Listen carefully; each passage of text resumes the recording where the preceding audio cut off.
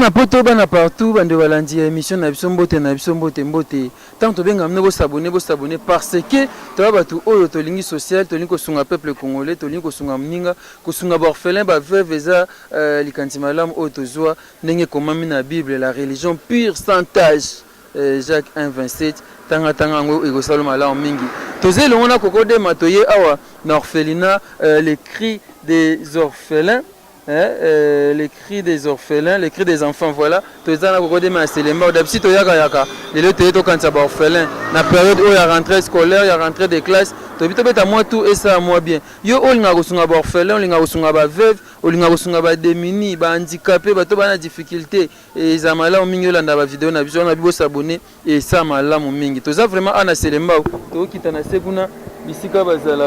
Comme ça, pour mon andéni les gars, on a kanisi. La dame de fleurs, Flore Mbadou, la reine de fleurs, Nakanisi, Élisée Walesa, Nakanisi, Bandego Nyonso, Basunga Orphelin, Mag Fondation, ya Magloire, Nakanisi, Bumabino Nyonso, Obenga Basunga Orphelin, Lokola, Sylvie Wechi, Bomongo et Sanga, Papa Duval Kasongo, un Mouyaka sans complexe, un Mouyaka qui se respecte, Nakanisi, Dominique Kiele, moi na Moustakata solo, merci à tous et Panayo, Coco Dema de la terre, Toko Bananu, ils sont na biso bon to continuer.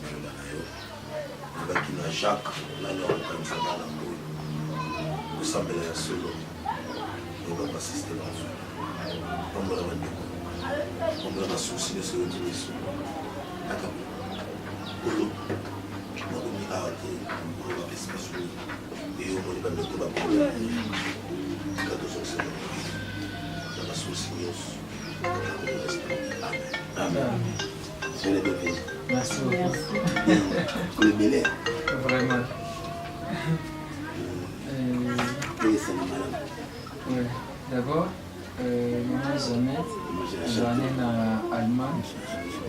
Il y a une autre émission. Abengaka, de Soulaka.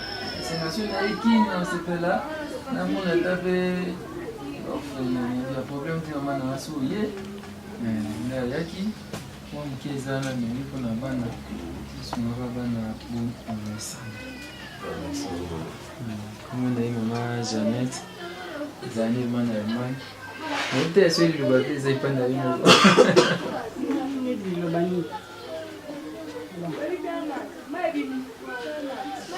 Nasepelaki komona bino na bana na biso nde basala mpe mosala kitoko baza bana moko mpe respect nde tolandaka mpe na bémission nde ndenge mpe tosalaka mpe baconnaissance nabenga mpe tosolaka mingi na Arabi epuis Daniel baza moni ya bazalaka bien tosolana mpona bango kosala yango nde nini aexplika ngai ngadi bon makoki eza nango mpenza te mais tokotalaka ndenge nzambe akobongisa ata na moke oyo toza nango kokoma komona mpe bana yango. À part ça, ils ont des gomoko. Je pense que vous savez bien. Oui. À la vidéo, Florence a dit Florence a t'invité déjà qui est cette année. Mi-Flore. Mi. Na moyo wakanga makala kuna. Na moyo wakanga makala mache planta kitoko Mi-Flore. Mi-Flore.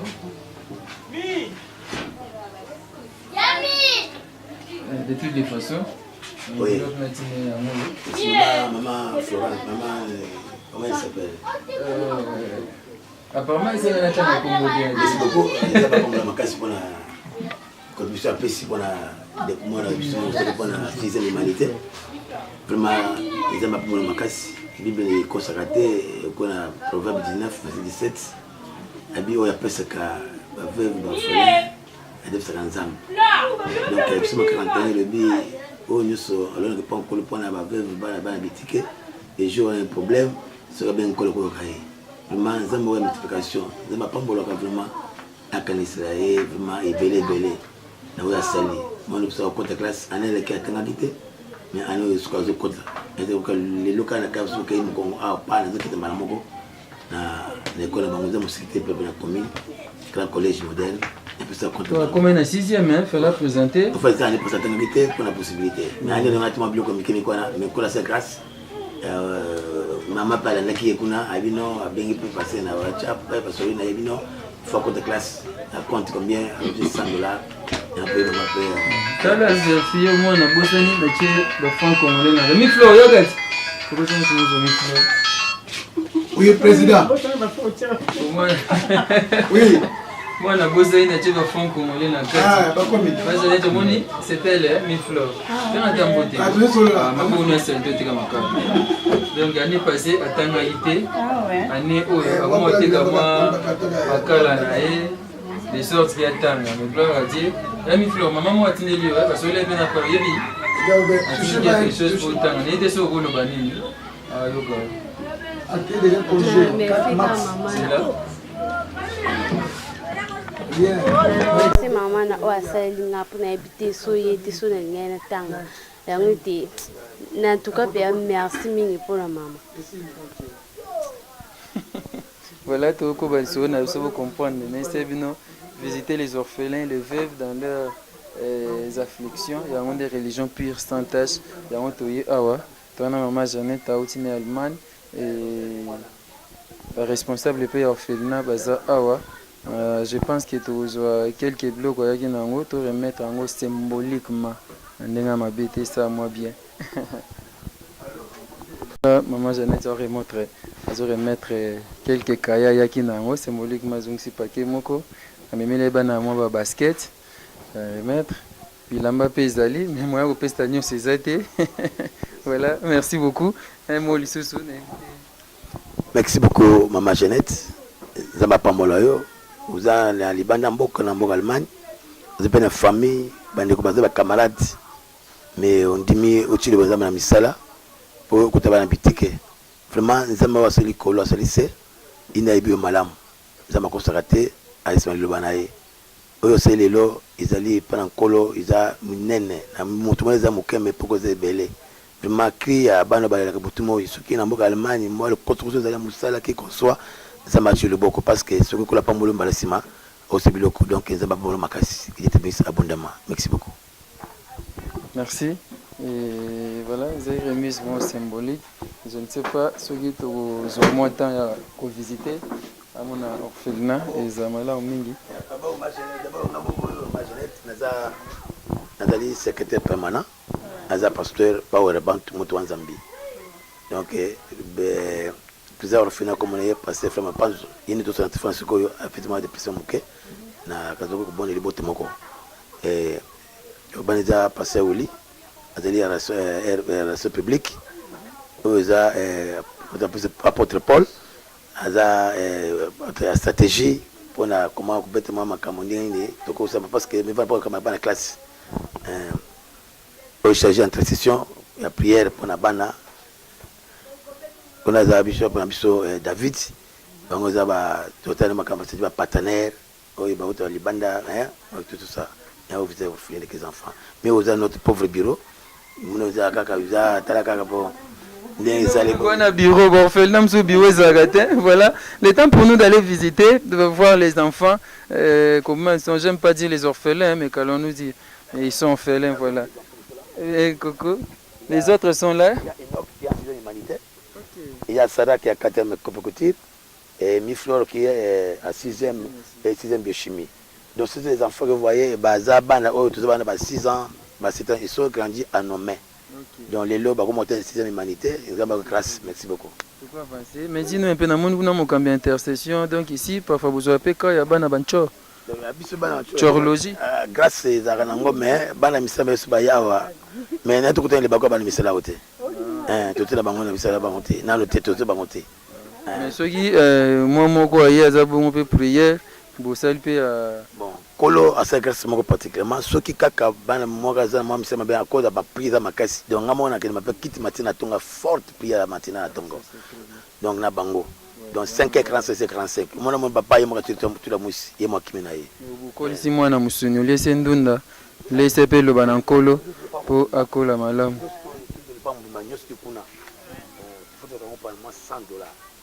Voilà, donc ils sont ici, balouaka parcelle Mbimba. Donc ils vont avoir un orphelin. Et baloua à $100 ndako Mbimba. Salama mark, ba saka nango ba wana msaza na ida comme maçon. Azo tonga déjà. Lobi lobi comme maçon, comme gotonga. Voilà, le temps pour nous pour visiter kaka orphelinat yango. Je pense que vous avez merci Père Dominique Akele, merci Fiston Bassène de FB International, Agence Assure, merci Panayo, merci na bande konyo so balanda biso et ba encourage biso. Oyo basepelaka na mosala oyo mpe tosalaka. Merci na bino, voilà. Oyo bana na biso tokole maboko na biso oyo comme Renat ana 6e ko pokotir ana to koleka atanga kite pona mbongo na ko information mais oui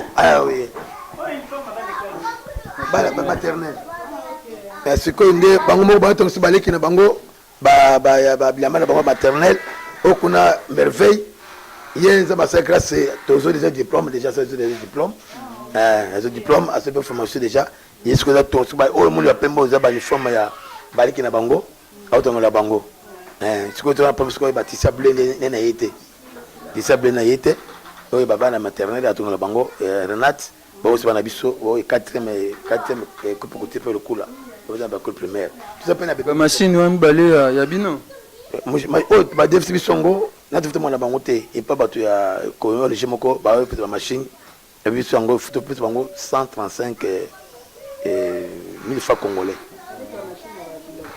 Ça va. Le cost. Et oui. Quand tu nos enfants. Voilà, le temps. Tout.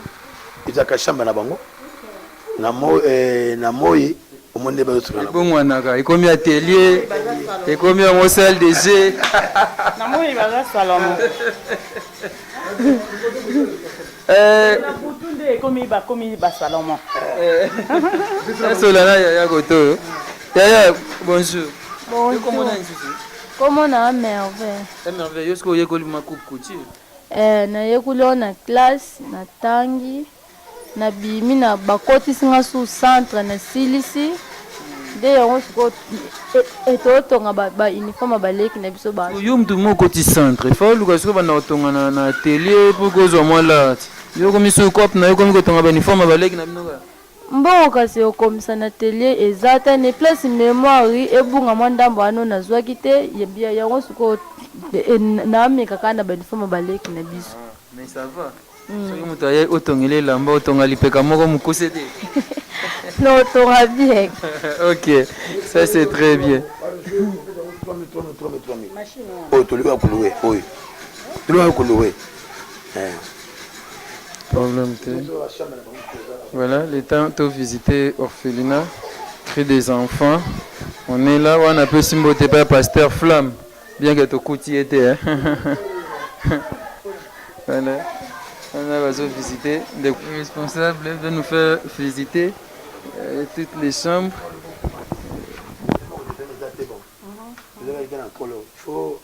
Moi, 10 000 francs, passer l'examen. Nous l'avons examiné. Tout le monde a beaucoup comprimé. Ils ont maillé au le beaucoup. On a ici là. Ils ont mis tout.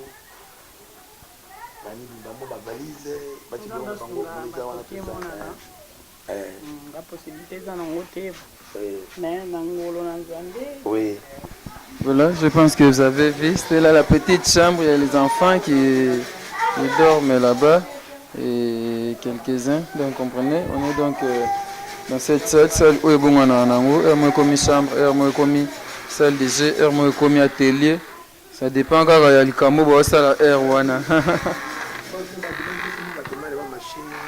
De bayoki ndenge sali donc comprenez que bana ba machine té. So ba machine eza ba pesa pe bande na ba msuba exercice ba apprendre et puis ba mo ba luka ba tonga mais déjà ba monde ba tonga ba uniforme pour na ba lek na ba maternelle et tout ça donc awa na orphelinat créer des enfants na Selemba. Je pense que ba monde ni zoleka izoleka malamu mingi kokodema tokoba reportage na biso. Comme je vous disais, donc, on était donc là à l'orphelinat, les cris des enfants. Et mingi boyebi orphelinat oyo, toi avec maman Jeannette, na baki yazane na Allemagne, hein maman? Yeah. Ndengo yebo je pense yamba sukate. Nzamba bongisa. Apesa ka souffle de vie. Et comment orphelinat ngoboye nini et touché? Et salimawa, biska bana bazolala. C'est triste. Donc vraiment ceux qui bande ko sunga na mukie et kozala moi malam. Donc na ba papa nanga bazoko quand même ko supporter bana, bon bazotangisa bango pe. Donc c'est un peu ça. Donc place bazola là c'est triste. Bazola la na c'est donc mawaka. Donc ceux qui sunge monani na mukie ya mingi te ataka mukie et ko sala moi bien. Ba salutations Izali. Ben ba salutation nanga nango pesa na famille Polo bana nanga nyonso Glody Polo, Jennifer Polo, Jonathan Polo, Raymond Polo, Guérin Polo. Na pesi ma copine il y a les dedans maman Isa na pesi bambota ebele mami sa tota kozana yo et pas maman na matanga maman que son âme se repose en paix. N'appelle sous mbote na papa Maurice, aza nga ya kati, papa Van pe na bosaniote, oza ya nga ya de dedans. Et puis bon, maman leki nanga liso na bosanité, maman leki nanga Claire na Paris, na pese ba mbota ebele na bana. Donc c'est un peu ça. Donc Tchuss. Merci beaucoup. C'était donc là maman Jeannette ayaki otaba orphelin na baki. Merci d'amener ce beau lundi vidéo oyo. Et ceux qui ont pour visiter orphelin to lingo sunga bango ko hésiter te au bengi biso ba numéros affichés. Merci à Coco Dema, les meilleurs de partout Coco Dema. Les meilleurs de partout. On se retrouve prochainement. Merci.